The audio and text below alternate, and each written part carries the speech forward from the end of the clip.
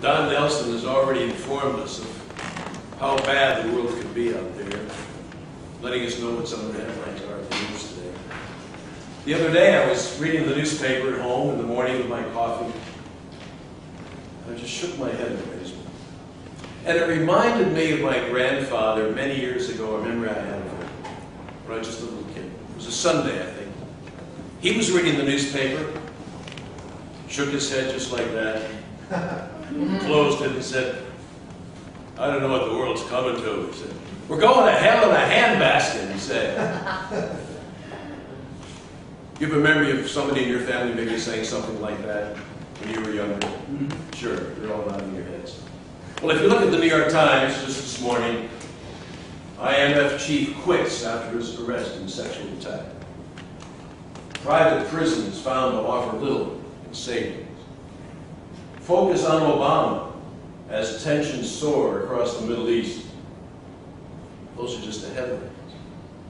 If you read the articles, it gets even worse. Maybe they were right. Maybe we are going to hell in a handbasket. Mr. Toastmaster, fellow SEC Rough Riders, and welcome guests, in spite of the news, I'm here to tell you that things are looking up. I'm here to tell you that things are not as bleak as CNN might lead us to believe. I'm here to tell you that maybe there's a rainbow out there. Just maybe there's a pot of gold at the end of it. I see you sitting there thinking, what's this guy talking about? I read the papers. That's not the impression I get from the news at all. Well, I tell you, I'm not losing my marbles. And I'm not become a Dr. Pangloss, that great character from Voltaire's novel Candide, who, no matter how bad things got, and they got pretty bad in that story, would always say, stand up and say, "It's the best of all possible worlds." No, I'm not a Dr. Pangloss. But what has changed my mind about the future? Well, I was very lucky a couple of months ago to have visited 2 college campuses in America. And I will confess that up to that point, my image, my thought about college students these days is that they're a bunch of beer-guzzling, egocentric, me kind of people. People whose main interests are doing things like becoming hedge fund managers, making trillions of dollars a year, paying no taxes, of course, and doing it all on the backs of people who don't make as much money as they do. But I've changed my mind about that. I spent 4 days at Penn State University. I was to be the judge of their graduate school 30th annual ARCS competition. 4 days. In the middle of nowhere, as they call it. But it was an eye-opening experience. First day I met with the first of the 4 days, I met with some composition students, people writing classical music, undergraduates and graduates. Very interesting bunch of people. I heard their music. It was incredibly well crafted. These were not amateurs. And it was very moving. The music was moving to me.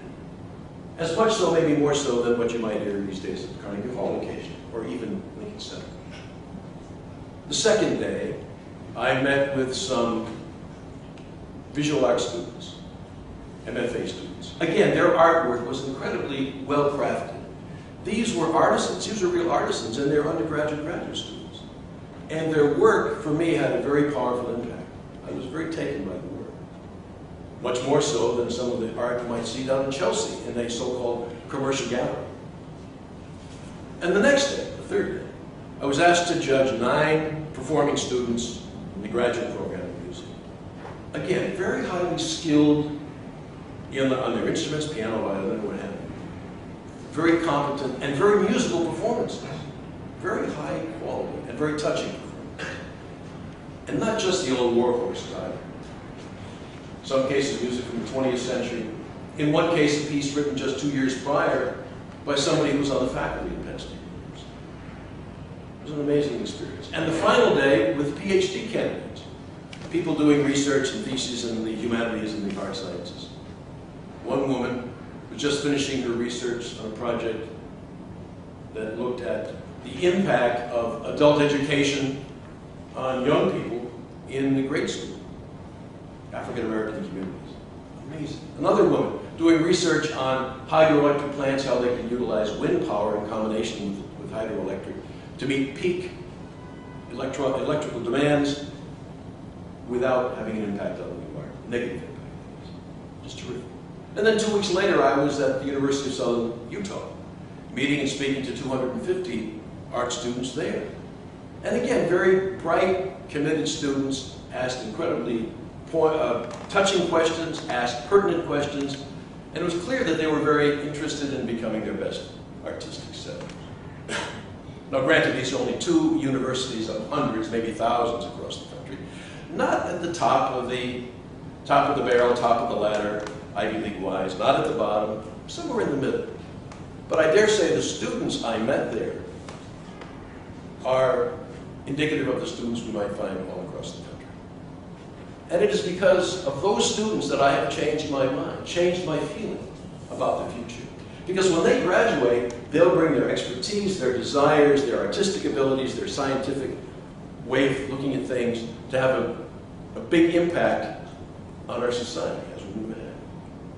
So it's because of them that I am now less pessimistic. I have a better picture of the world, a brighter picture than the one painted in the New York Times.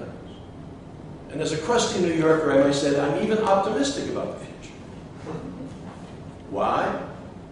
Because I have met and seen them, and they are our future.